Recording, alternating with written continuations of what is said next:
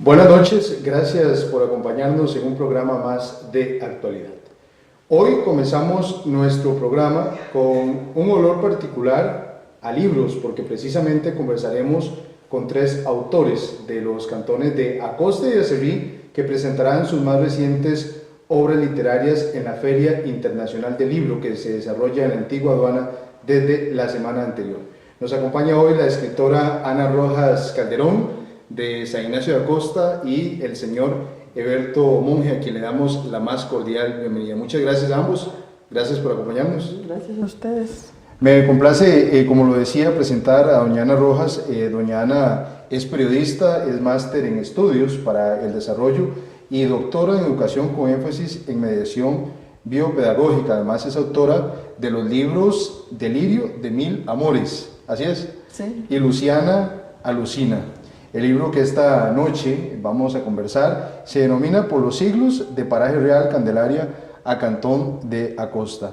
Don Eberto Monge, quien es el autor del libro Cruz de Encino, es también vecino de San Ignacio de Acosta.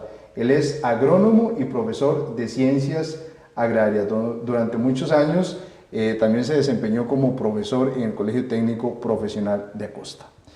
Doña Ana, para entrar en materia, quisiéramos conocer el libro que hoy usted presenta y que precisamente va a estar este fin de semana en la Feria Internacional de Libros. Pero, ¿qué significa esta obra?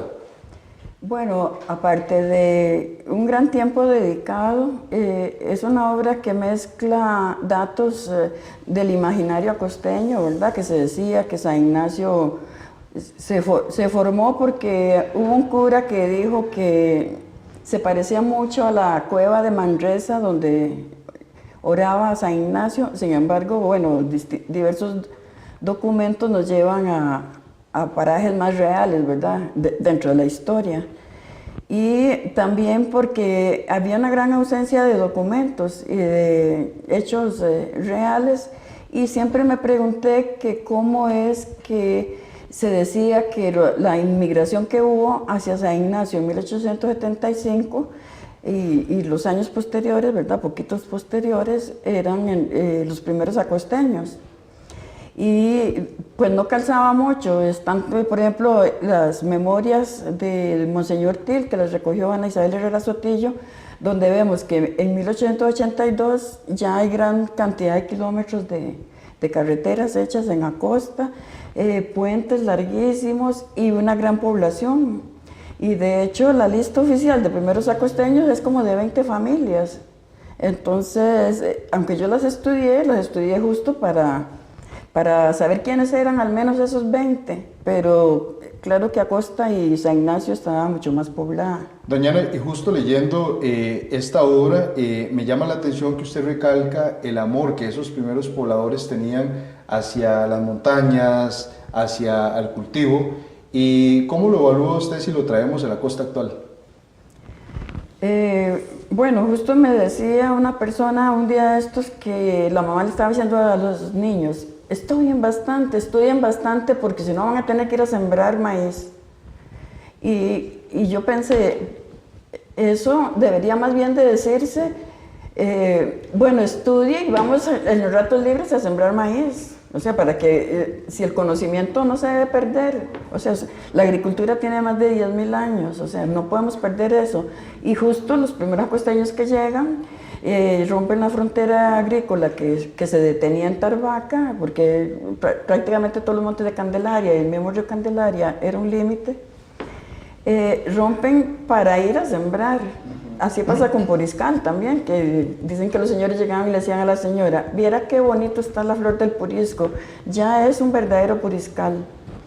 Entonces, esa partida de inicio y muy valorada la agricultura desde la época de la colonización española. Y que a lo largo de la obra el lector puede ir encontrando más detalles. Puede ir encontrando más detalles y ver de dónde realmente surge San Ignacio, que en un principio ni siquiera estaba poblado, sino que surge de 2 manzanas que regala un señor Isidoro Mora y que ni siquiera se sabía. Y de esas 2 manzanas se divide una manzana para la iglesia y luego una manzana para hacer lotecitos y ahí fundar el pueblito. Donde empezaron a sentarse las primeras Sí. familias. Bueno, y precisamente cambiando de página, don Eberto nos invita desde el título a leer su obra Cruz de Encino, un título que deja bastante interrogante, don Eberto. Sí, ¿Qué quiso decir usted del título? es que curioso, cuando uno empieza un libro, no empieza pensando voy a escribir un libro que se llama Cruz de Encino. Uno empieza a escribir porque tiene algo que decir, algo que plasmar. Y sobre la marcha aparece el título. Inicialmente se iba a llamar Camino de Carretas, porque estaba enfocado a los peregrinajes en carreta de los acosteños iniciales hacia San José. Pero en una de las narraciones que me hacía uno de los ancianos que dio base a esta recopilación, me contaba que siendo él un niño como de 12 o 13 años, cuando iban por cierta parte del camino en Tarbaca, el papá le decía, qué raro, toda una vida pare por esta cruz y nunca he sabido quién es el muerto. Y me contaba que la cruz estaba, digamos, tapizada de musgo verde. Entonces, se hablaba de una cruz verde de encino. Reflexionaba el Señor, ha de haber sido de encino esa cruz, ¿por qué otra madera va a aguantar en Tarbaca? Entonces, nos pareció que sí, que me pareció que era un título llamativo, simbólico, y se quedó Cruz de Encino. Lo paradójico es que después, hablando con otro agricultor de la zona de Tarbaca, de Cedral, estábamos hablando sobre el encino que tenía ahí en su patio para cocinar. Y le pregunto yo, esa madera debe ser eterna. Dice, no, eso no sirve para nada, dice, solo para carbón. Y yo, ¿cómo? Y ya este libro puse con ese título y nos hemos reído ese día porque la cruz de encino realmente no era de encino, era de cualquier otra madera menos de encino, paradójicamente. Que al final dio ese nombre. Don Alberto, ¿qué intenta usted rescatar con su obra o cuál considera que es el aporte también para la idiosincrasia del acosteño? En primera instancia y en última instancia, lo que yo traté es rescatar la oralidad que estaba en las personas ancianas o mayores, que habían vivido décadas atrás, que contaban cómo había sido esto y cómo había sido aquello, ¿verdad?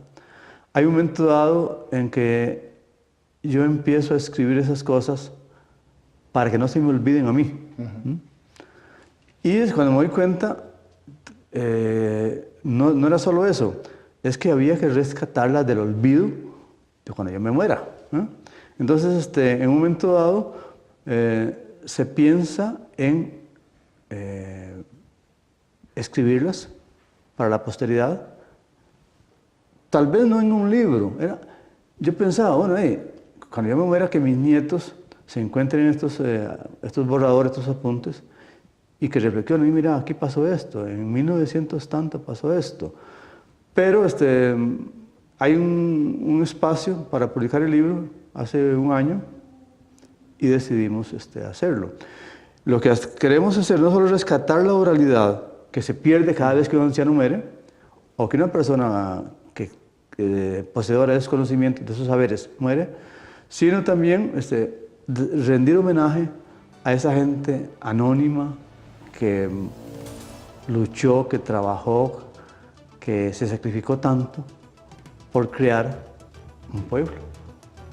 Muchas gracias a ambos. Vamos a hacer aquí nuestra primera pausa comercial, pero al regreso vamos a seguir conociendo parte de estas dos obras literarias que también van a estar presentes en la fiesta literaria que vive nuestro país este fin de semana en la Antigua Aduana. No se separen, ya regresamos con más de actualidad. Ya regresamos con más de actualidad. Estamos de vuelta con más de actualidad. Gracias por seguir en compañía de Actualidad. Hoy nos complace conversar con escritores de la zona, quienes presentarán sus más recientes obras literarias en la fiesta que realiza nuestro país para los amantes de la literatura, la Feria Internacional del Libro 2017.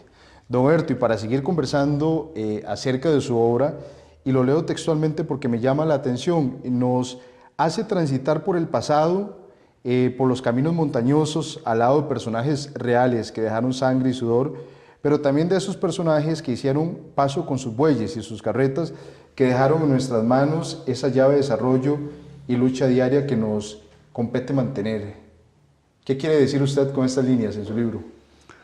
Bueno, como dije antes, es sacar del olvido estas acciones, ese quehacer cotidiano de los boyeros, de los trabajadores del campo, de las señoras, esposas y no esposas de estas personas, ¿verdad? Que son también heroínas, muchas veces o casi siempre ignoradas en toda obra, y que con esos esfuerzos, con esas acciones, con esa lucha cotidiana, forjaron nuestra costeñidad, el ser acosteño actualmente, que habrá muchas formas de definirlo. Por ejemplo... ¿Cómo lo podría definir usted? Me cuesta definirlo, pero le pongo un ejemplo muy claro. Cuando muere una persona en un pueblo, hay una expresión solidaria de todos los vecinos. Cuando un vecino está en apuros, hay solidaridad con él. Cuando hay alguna actividad que convoca el sacerdote del pueblo, que convoca el líder comunal, hay aportes comunales, ¿verdad? Eso llamo yo acosteñidad. Recordemos que las labores del boyero no las hacía solo él, a veces se quedaba pegado en la Cuesta del Morao. Y ahí habían otros boyeros que lo ayudaban. Les ayudaban. Me contaba uno de ellos que en la Cuesta del Morao, concretamente, antes de meterse ahí, el boyero que iba bajando, primero se asomaba y hacía este gesto, a ver si oía al boyero que iba subiendo, batallando, llamando bueyes. Y dependiendo de cómo estaba la cosa, si no oía nada, se echaba y pasaba. ¿Se mantiene esa tradición aún en Acosta? Yo creo que sí, yo creo que sí. Tal vez en el puro San Ignacio se ha perdido porque nos hemos aculturizado un poco.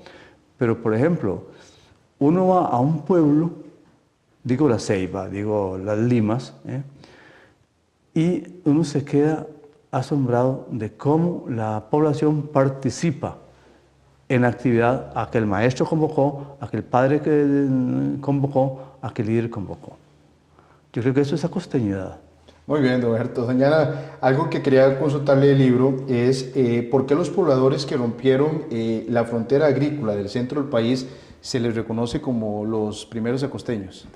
Bueno, en parte primero tendría que decir que prácticamente existían dos Candelarias, ¿verdad? Candelaria se llamaba antes de llamarse Acosta, antes de que se fundara el cantón, porque había una suma de pobladores bastante grande que había entrado por la costa y se había ubicado en Cangrejal y Sabanillas y que estaban ahí mucho antes de que llegaran los de 1875. Incluso antes de los de 1875 ya habían pobladores. Incluso el que dona el terreno para que se funde Acosta, el fundador, que es don Isidoro Mora y su esposa Telésfora Carbonero, que vivían en Acosta, eran pobladores más antiguos que los de 1875. Entonces, al existir esas dos Candelarias, había una que quedaba más lejos de la capital, que quedaba en la costa. Entonces, cuando se rompe la frontera y se pasa a Tarbaca, hay una Candelaria con ancestrías josefinas que vienen, ¿verdad? Con gente de Acerrí y de Desamparados, que prácticamente en Acerrí empezaba Boquelmonte, era lo que hoy es San José, desde ahí empezaba.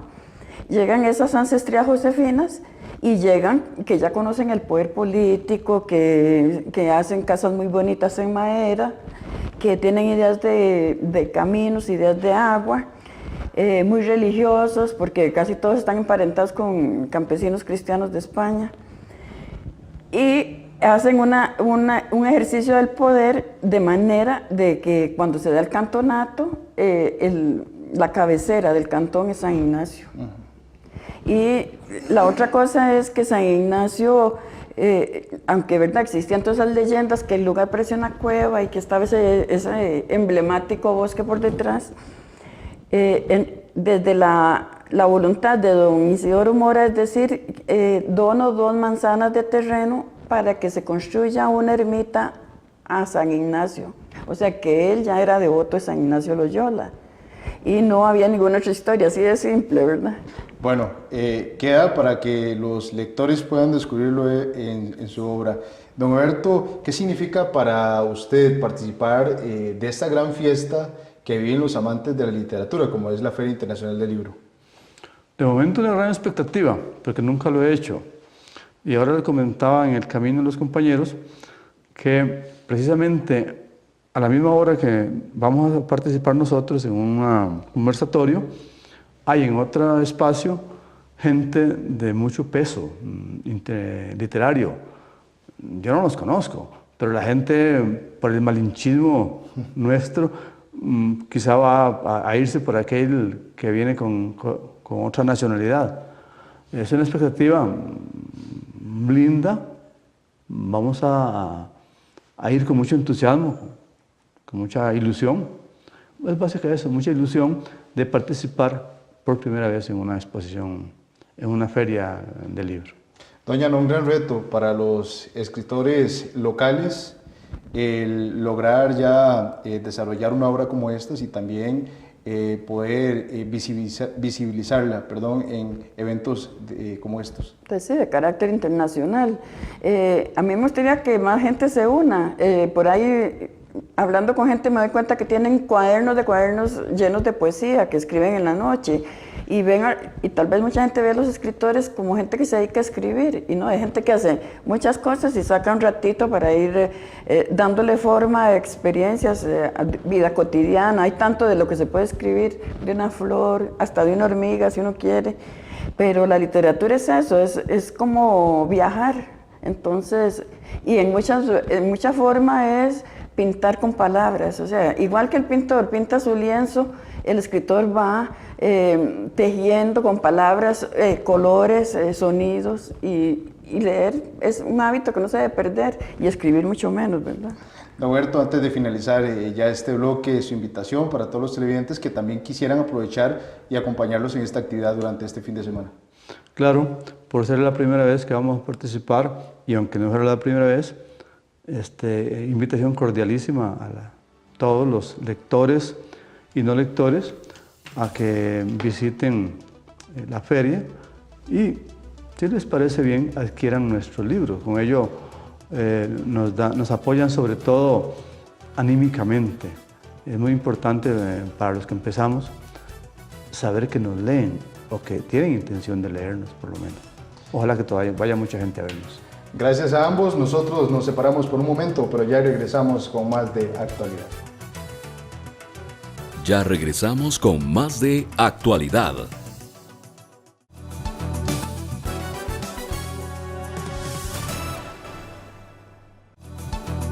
Estamos de vuelta con más de actualidad. Gracias por seguir en compañía de actualidad. Se nos ha unido en este bloque el señor Bernardo Retana Marín, vecino de Monterredondo de Cerrí y autor del libro Relaticos de Agapanzo, que también presentará su obra en la Feria Internacional del Libro 2017. Buenas noches, don Bernardo. Bienvenido a Actualidad. Gracias por acompañarnos. Muchas gracias.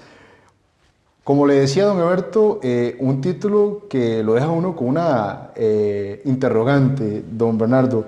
Y antes de iniciar a comentar los contenidos de esta obra, quisiera que me explique qué significa el nombre. El nombre de Agapanzo es mi apodo. Tiene que ver mucho con la cultura y tradiciones del pasado, este Agapanzo. Porque este nombre lo pronunciaba mucho el finado Zoilo Peñaranda.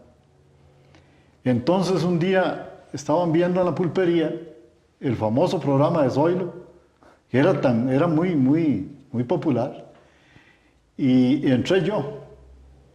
Y habían varios vecinos en el negocio. Cuando dijeron, pongámosle a este carajillo Agapanzo, y me dejaron Agapanzo. Todavía al día de hoy, mis amigos, así es como me dicen, Agapanzo. ¿Y cuándo descubre usted esa vocación por escribir relatos? Bueno, eso se trae en los genes de la persona. Pero muchas veces por falta de oportunidades uno no puede desarrollar lo que uno siente, sus sentimientos.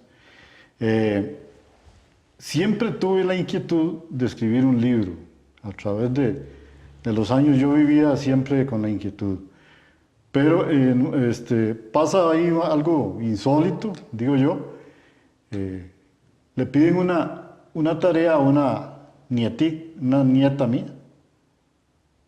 Le piden una tarea de algo del pasado. Entonces me dice la nietilla, güey, ¿por qué no me ayuda con esta tarea? No, yo estoy muy cansado. No, yo estoy muy cansado para ponerme a eso. No, porfa, es algo del pasado. ¿Qué podemos escribir del pasado? Ya meditándolo más a fondo, era un desaire lo que le estaba haciendo yo a la niña. Entonces, digo, no, yo te voy a ayudar, mi amor, yo te voy a ayudar. Y empecé a recordar la historia de la escuela de Monterredondo, mi pueblo natal. Y entonces, así es como arranca ese sentir ya más en forma de escribir, porque le dice la maestra a la niña, otro día, a la nieta, ¿quién le escribió a usted esto? Fue mi abuelito. Dígale a ese hombre que él tiene mucho talento. Y al otro día me mandó a llamar la directora. Dice, explote lo que Dios le ha dado. Usted tiene talento para escribir.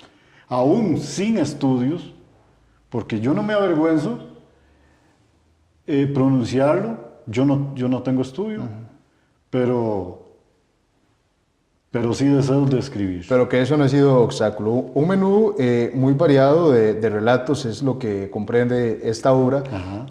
¿Cuál de todos esos relatos es el que más le llama la atención? Bueno, quisiera compartir con ustedes este puntito. Muchos de los relatos, aquí vienen como 20 historias. Muchos de los relatos que yo escribo, siendo un niño, los escuché debajo de un mostrador viejo que tenía mi papá, porque mi papá era cantinero. Y ahí llegaban los borrachos a contar historias. Y desde ese entonces yo guardaba en mi mente esas historias. Y yo decía, algún día yo escribo esas historias tan agradables que contaban los borrachos. Y peor cuando ya se les subía el contrabando, porque ese era el guaro que se consumía en ese entonces. Y empezaban a soltar lo que no tenían que soltar. Entonces, mucho de este libro lo escuché de historias de los campesinos que consumían. Que precisamente es lo que busca plasmar, rescatar la parte del campesino y el amor por la naturaleza. Sí, prácticamente eso, mucho de lo que escribo aquí tiene que ver con la explotación de los terratenientes, de los capataces. Yo trabajé en una hacienda y yo siento que fui explotado. Eso es lo que yo quiero dejar plasmado a las nuevas generaciones de cómo se vivía en los años 50 y 60. Don Bernardo, su invitación para las personas que quieran conseguir su libro. Sí, vamos a estar en la Feria Internacional del Niño, del libro. Donde también van a haber niños invitados. Sí, ahí vamos a estar y insto a la población de que se acerque y vea y nos ayude comprando este ejemplar. Está aportando a la cultura y ¿por qué no?, hasta la democracia.